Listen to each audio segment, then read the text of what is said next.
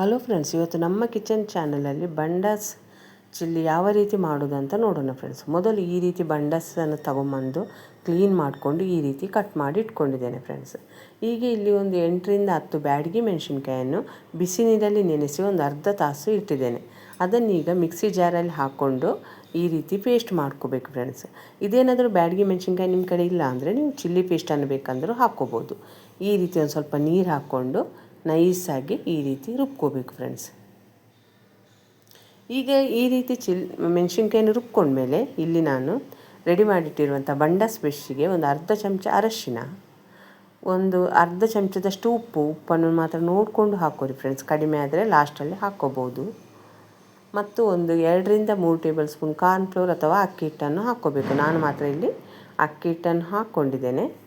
ಮತ್ತು ಅದರ ಜೊತೆಗೇ ನಾನು ರುಬ್ಬಿಟ್ಟಿರುವಂಥ ಚಿಲ್ಲಿ ಪೇಸ್ಟನ್ನು ಇಲ್ಲಿ ಹಾಕ್ಕೊತಿದ್ದೇನೆ.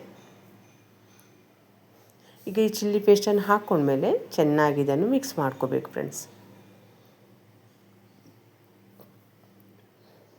ಹೀಗೆ ರೆಡಿ ಮಾಡಿಟ್ಟಿರುವಂಥ ಬಂಡಾಸನ್ನು ಒಂದು ಅರ್ಧ ತಾಸು ಇದನ್ನು ಮುಚ್ಚಳ ಮುಚ್ಚಿ ಮಸಾಲೆ ಮಿಕ್ಸ್ ಹಾಕೋದಕ್ಕೆ ಬಿಟ್ಟುಬಿಡೋಣ ಫ್ರೆಂಡ್ಸ್. ನಮ್ಮ ಕಿಚನ್ ಚಾನಲನ್ನು ಯಾರಾದರೂ ಹೊಸಬರು ನೋಡಿದರೆ ಈ ಚಾನಲನ್ನು ಸಬ್ಸ್ಕ್ರೈಬ್ ಮಾಡ್ಕೊಳ್ಳಿ. ಬೆಲ್ ಐಕಾನ್ ಆಲ್ ಸೆಟ್ ಮಾಡಿದರೆ ನಾನು ಮಾಡೋ ವಿಡಿಯೋ ನಿಮಗೆ ನೋಟಿಫಿಕೇಷನಲ್ಲಿ ಬಂದುಬಿಡುತ್ತೆ ಫ್ರೆಂಡ್ಸ್. ಇಲ್ಲಿ ಈಗ ನಾನು ಒಂದು ಬಾಂಡೆ ತೊಗೊಂಡಿದ್ದೇನೆ. ಅದಕ್ಕೊಂದು 2ರಿಂದ 3 ಟೇಬಲ್ ಸ್ಪೂನಷ್ಟು ಎಣ್ಣೆಯನ್ನು ಹಾಕ್ಕೊಂಡು ಈ ಬಂಡಾಸ್ ಫಿಶನ್ನು ನಾನು ರೆಡಿ ಮಾಡಿ ಒಂದು 20 ನಿಮಿಷ ಆಗೈತೆ ಫ್ರೆಂಡ್ಸ್. ಈಗ ಇದನ್ನು ಎಣ್ಣೆಯಲ್ಲಿ ಒಂದು 5ರಿಂದ 10 ನಿಮಿಷ ಇದನ್ನು ಬೇಯಿಸ್ಕೋಬೇಕು.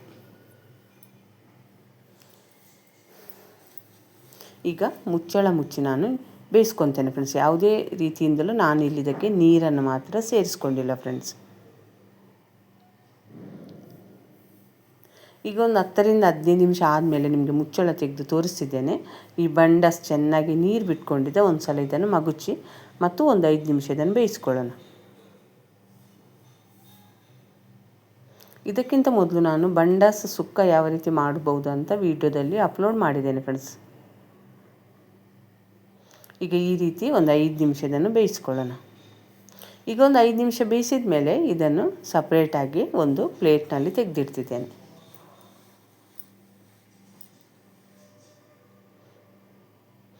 ಈಗ ಬಂಡಾಸ್ ಫಿಶನ್ನು ತೆಗೆದ ಮೇಲೆ ಅದರಲ್ಲಿ ಉಳಿದಿರುವಂಥ ಅದೇ ಗ್ರೇವಿಗೆ ನಾನು ಈರುಳ್ಳಿ ಮತ್ತು 4 ಹಸಿಮೆಣಸಿನ್ಕಾಯನ್ನು ಹಾಕ್ಕೊಂಡಿದ್ದೇನೆ. ಇಲ್ಲಿ 2 ಈರುಳ್ಳಿಯನ್ನು ನಾನು ಕಟ್ ಮಾಡಿ ಹಾಕ್ಕೊಂಡಿದ್ದೇನೆ ಫ್ರೆಂಡ್ಸ್. ಈಗ ಇದನ್ನು ಒಂದು ಸಲ ಚೆನ್ನಾಗಿ ಫ್ರೈ ಮಾಡ್ಕೋಬೇಕು. ಎಕ್ಸ್ಟ್ರಾ ಎಣ್ಣೆಯನ್ನು ಸೇರಿಸ್ಕೊಳ್ಳೋದೇನು ಇಲ್ಲಿ ಬೇಡ ಫ್ರೆಂಡ್ಸ್. ಈಗ ಇದಕ್ಕೆ 1 ಚಮಚದಷ್ಟು ಬೆಳ್ಳುಳ್ಳಿ ಶುಂಠಿ ಪೇಸ್ಟನ್ನು ಕೂಡ ಇಲ್ಲಿ ಹಾಕ್ಕೊಳ್ಳೋಣ. ಈ ಬೆಳ್ಳುಳ್ಳಿ ಶುಂಠಿ ಪೇಸ್ಟನ್ನು ಹಾಕ್ಕೊಂಡ್ಮೇಲೆ ಒಂದು ಸಲ ಚೆನ್ನಾಗಿ ಮಿಕ್ಸ್ ಮಾಡ್ಕೋಬೇಕು.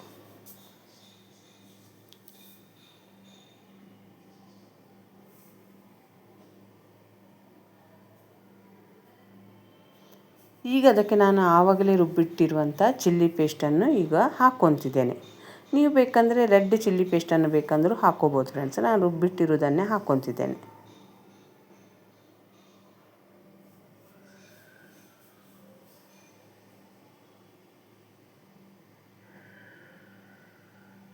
ಈಗ 1 ಚಮಚ ಸೋಯಾ ಸಾಸ್, ಒಂದು ಅರ್ಧ ಚಮಚದಷ್ಟು ವಿನಿಗರ್ ಕೂಡ ಹಾಕ್ಕೊತೇನೆ. ಮತ್ತು 1 ಚಮಚದಷ್ಟು ಚಿಲ್ಲಿ ಪೇಸ್ಟನ್ನು ಕೂಡ ಸೇರಿಸ್ಕೊಂಡಿದ್ದೇನೆ ಫ್ರೆಂಡ್ಸ್ ನಾನು. ಈಗ ಇದಕ್ಕೆ 2 ಚಮಚದಷ್ಟು ಟೊಮೆಟೊ ಸಾಸನ್ನು ಕೂಡ ಇಲ್ಲಿ ಹಾಕ್ಕೊತೇನೆ. ಈ ಟೊಮೆಟೊ ಸಾಸನ್ನು ಹಾಕ್ಕೊಂಡ್ಮೇಲೆ ಒಂದು ಸಲ ಎಲ್ಲವನ್ನು ಮಸಾಲೆ ಜೊತೆ ಮಿಕ್ಸ್ ಮಾಡ್ಕೋಬೇಕು ಫ್ರೆಂಡ್ಸ್.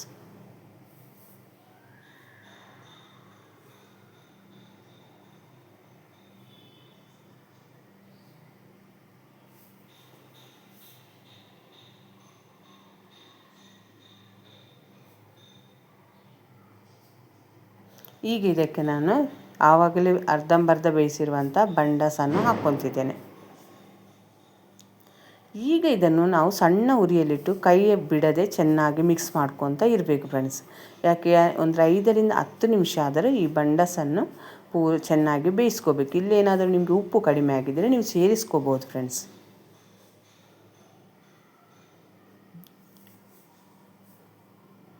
ಈಗ ಈ ರೀತಿ ಮಸಾಲೆ ಜೊತೆ ಒಂದಕ್ಕೊಂದು ಹೊಂದಿಕೊಳ್ಳೋವರೆಗೆ ಬೇಯಿಸ್ಕೋಬೇಕು.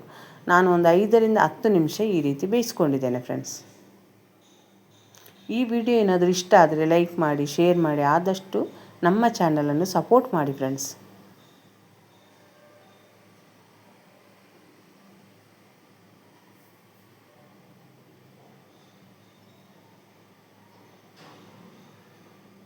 ಕೊನೆಯಲ್ಲಿ ಒಂದು ಸ್ವಲ್ಪ ಕೊತ್ತಂಬರಿ ಸೊಪ್ಪನ್ನು ಕೂಡ ಹಾಕಿ ಒಂದು ಸಲ ಚೆನ್ನಾಗಿ ಮಿಕ್ಸ್ ಮಾಡ್ಕೊಳ್ಳೋಣ.